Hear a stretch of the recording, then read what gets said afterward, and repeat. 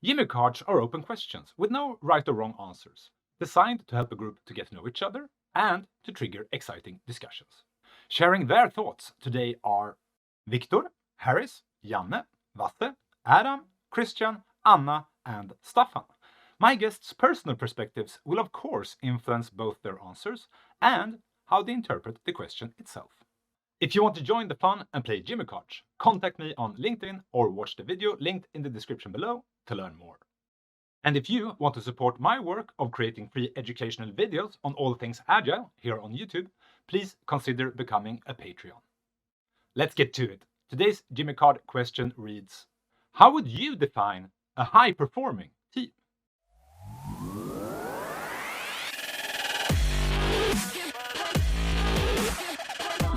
From a behavior point of view, they have equal focus on relationships and results.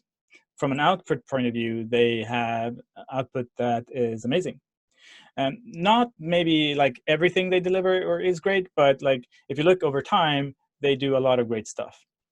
And the part which is about relationships and results, if you don't have both, like if you have results on behalf of, like, at the expense of relationships, that's not going to be sustainable, and you're going to push out diversity eventually.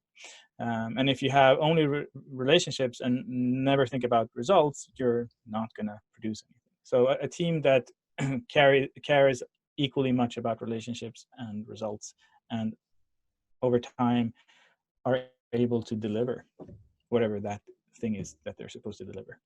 So, how do we define a high-performing team? I think that this is a question that we all ask when we are doing Agile trainings in our audience, but here is the time for me to answer that. First of all, I'd say that a high-performing team should have a common goal, which is above anything else that everyone in the team may have individually in his or her own mind or agenda. Secondly, to be highly motivated and to do what they are doing the best. So they should be in a state that they can't wait to be in the work field together and do what they do. Then, retrospection on frequent intervals on things that they can improve and taking actions toward that. Obviously, delivery on time of meaningful pieces of work or results that provide real value to the customer and user or stakeholder is also very important. Also, taking the ownership and responsibility of their actions, whether positive or negative. And last but not least, I would state having fun and sharing common interests even outside the workplace and the working hours. That would be for me characteristics of high-performing team. I think there are many ways of defining what a high-performing team is, but I like to look at three different areas. Do they care for each other? Do they help each other to be great? And are they able to hold each other accountable?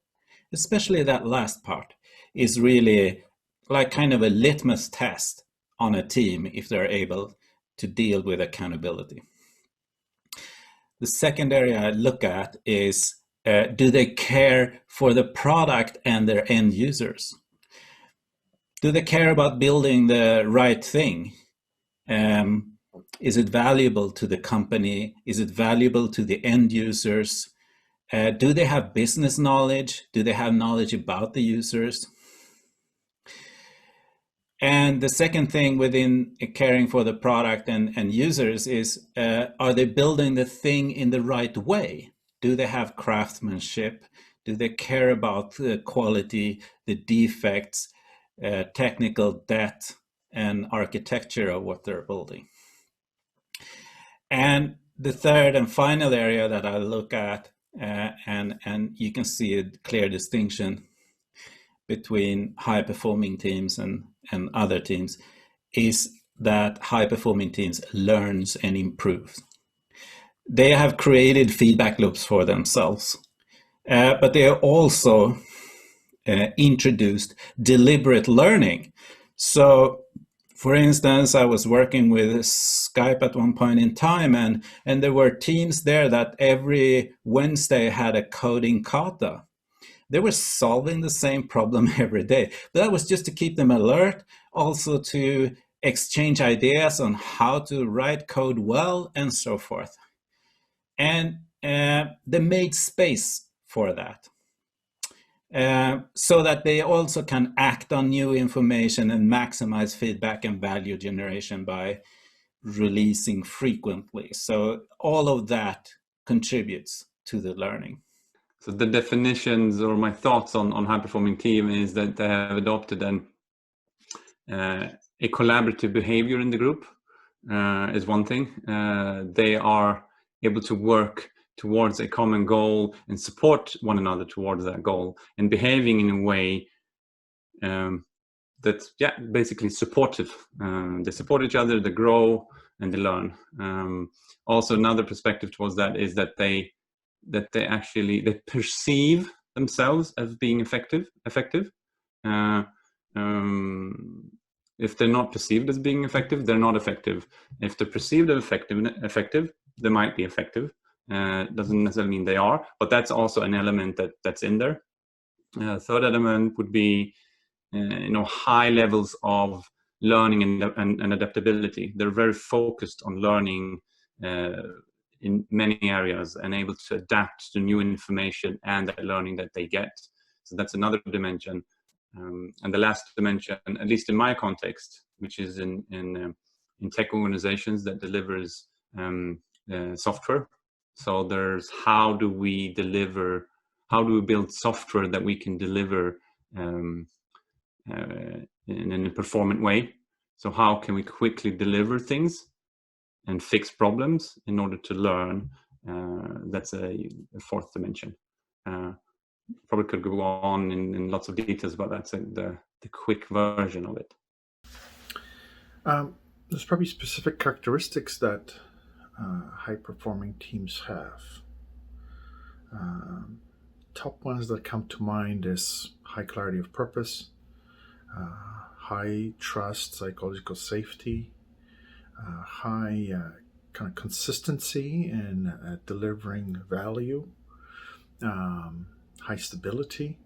I find it very interesting, and we keep asking these questions, especially in the context of low-performing organizations, as in we look for high-performing teams that somehow exist inside low-performing organizations that don't have any of these characteristics.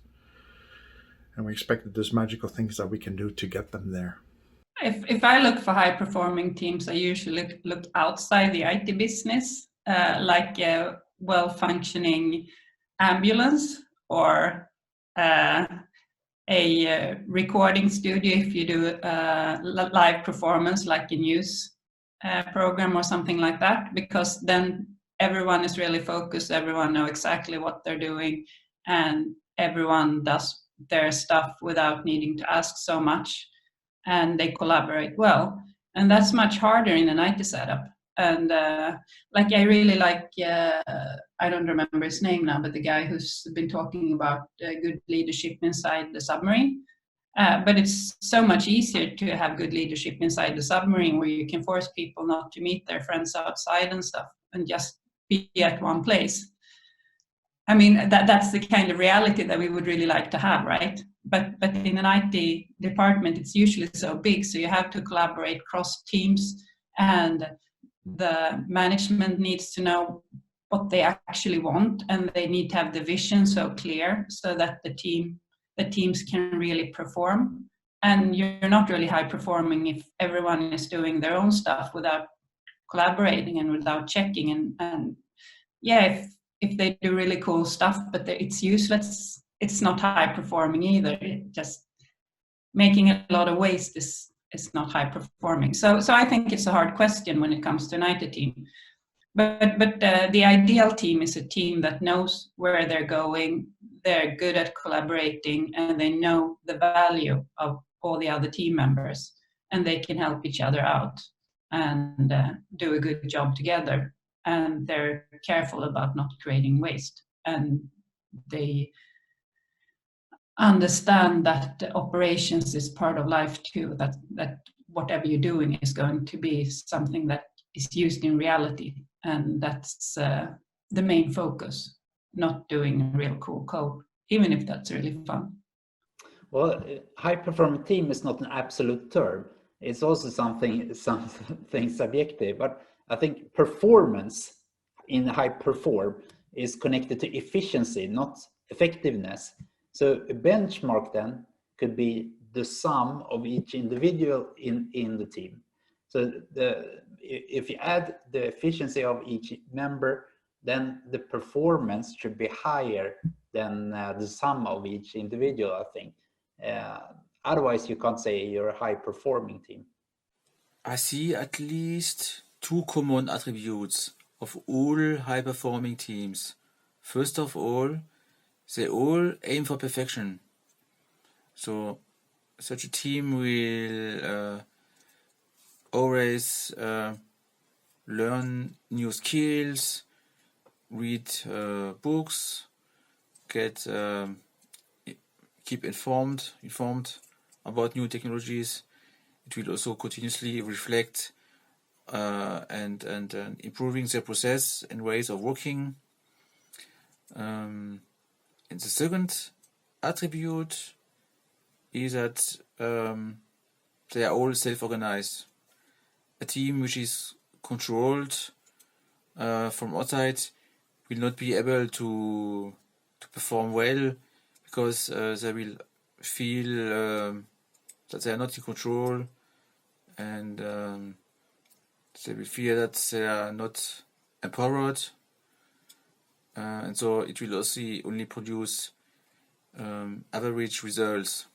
So only a self-organized team can be able to find out what are the best solutions and come up with the best ideas. So that's essential for a coach to foster self-organization. How do you define high-performing teams?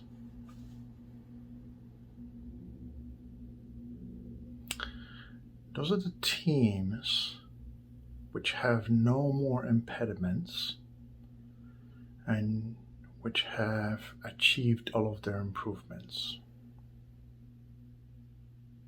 That's it. How would you define a high-performing team? Which are the most important characteristics? Please share your thoughts and discuss in the comments below. And to my wonderful Patreon, you are the best.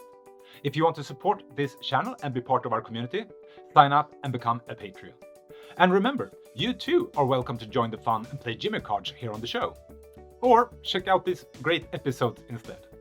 Finally, explore, have fun, and be safe.